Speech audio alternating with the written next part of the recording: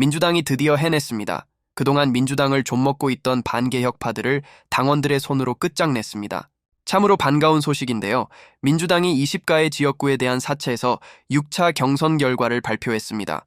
안타깝게 탈락한 후보도 있고 예상했던 결과도 있었습니다. 이와 관련한 소식 빠르게 전달해 드리겠습니다.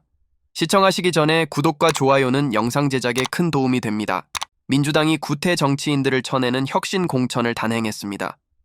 이재명 대표 체포 동의안 가결 직후 이재명 대표 앞에서 마태복음 27장을 읽으며 가결 유다라는 단어를 탄생시킨 강마태 강병원, 딴살림 차리고 탈당하려다 형은택이 아웃되니 기자회견장까지 예약해놓고 탈당 선언 당일날 잔류 선언하며 원칙과 상식마저 뒤통수 친 윤영찬을 비롯한 5명이 경선에서 탈락했습니다. 또한 문재인 정부 당시 윤석열 검찰총장 임명을 강하게 드라이브 걸었던 걸로 알려진 노영민 전 대통령 비서실장도 경선에서 탈락했습니다. 기레기들은 이를 놓고 무슨 비명계가 무더기 탈락했다는 둥 선동질하고 있지만 시스템 공천에 의해서 철저하게 투표로 결정된 사안이라는 것을 우리 국민들을 비롯한 당원들은 다 알고 있기 때문에 걸러 들으실 거라고 믿습니다. 컷오프도 아니고 경선에서 졌으면 당연히 승복하는 거지. 친명 비명 간의 갈등 헤드라인? 참으로 웃기고 있습니다. 공천 갈등은 언론이 군불 지피고 있는 거로 보이네요. 특히 가장 주목이 됐던 박용진과 정봉주 전 의원이 결선 투표를 다시 치르게 됐는데 우리 당원분들의 적극적인 투표 행사가 절실할 걸로 보입니다. 경선에서 탈락한 윤영찬이나 강병원이 탈당을 할지 말지는 지켜봐야겠지만 앞으로 민주당에서 정치 생명을 이어갈 희망은 거의 없다고 보입니다. 그 때문에 아마 이낙연이 신당이 합류할 가능성도 있는데 그러거나 말거나 관심을 안 가져주면 알아서 도태되게 돼 있습니다. 당원과 떨어져 의원들만의 세계에 빠져 의정활동을 하는 의원들은 앞으로 민주당에서 의원되기 힘들 거라고 생각합니다. 덧붙이자면 화나는 게 국회의장도 당원 생각 무시하고 의원들끼리 맘대로 뽑고 그 결과 박병석, 김진표 전부 다 민주당 출신인지 의구심이 들죠. 탈당하고 국민의힘으로 도망간 김영주 당원들 부글부글 끓고 있어요. 참 의원들 안목이 대단합니다. 결론적으로 이번 민주당 공천을 보면서 느낀 결과는 당원이 해냈다.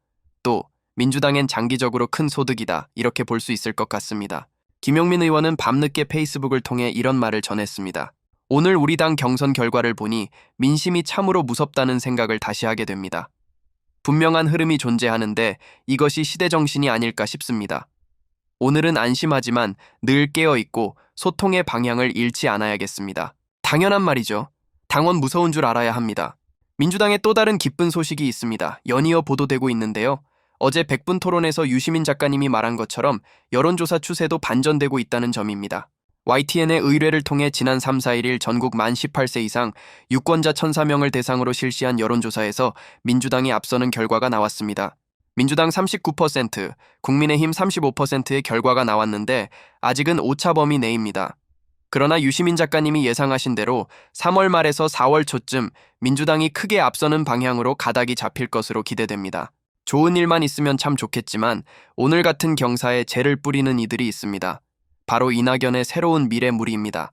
이들은 이낙연의 새로운 미래 지지율이 박스권에 갇혀 원하는 만큼 상승하지 않자 교활한 수법을 동원하고 있습니다. 더불어민주당 탈당파 서른과 홍영표, 박영순과 김종민 새로운 미래의원이 7일 가칭 민주연대를 띄운 후 새로운 미래당명 개정 작업에 곧바로 나설 것으로 예상됐습니다. 지지율 상승이 되지 않아 민주당의 이름에 묻어가려는 꼼수로 보입니다.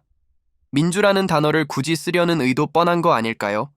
지지도 못 받고 능력도 없고 실력과 역량이 부족한 사람들이 민주당의 인기를 이용하여 이익을 취해보려고 부리는 꼼수.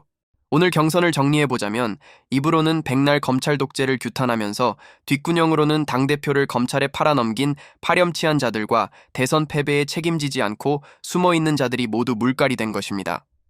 더불어 오늘의 결과는 민주당 당원들이 직접 만들어낸 쾌거입니다.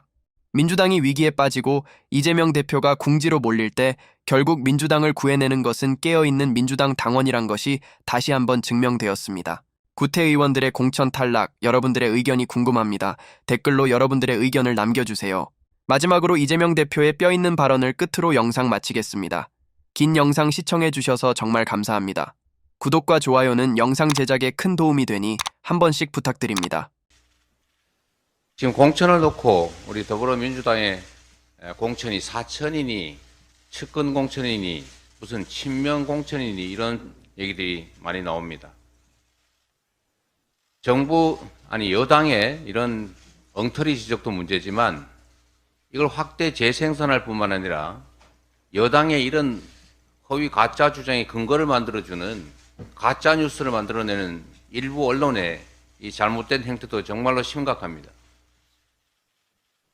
아까 서원석 최고께서도 지적을 했지만 41명의 친명 공천 내용을 제가 아침에 읽어봤는데 개인적으로 참 고맙기는 합니다만 친문, 친명 뭐 이런 식으로 구분할 때 과연 이게 언제부터 갑자기 친명으로 분류됐지? 이런 생각이 들었습니다. 언젠가는 또 단수 공천 받으니까 친명했다가 경선되니까 비명했다가 다시 단수로 바뀌니까 친명이라고 쓰는 곳도 있었습니다. 이게 언론입니까?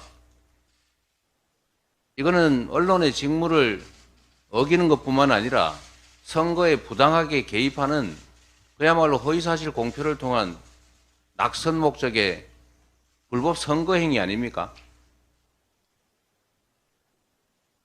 엄정하게 책임을 묻겠다는 말씀을 다시 한번 드립니다.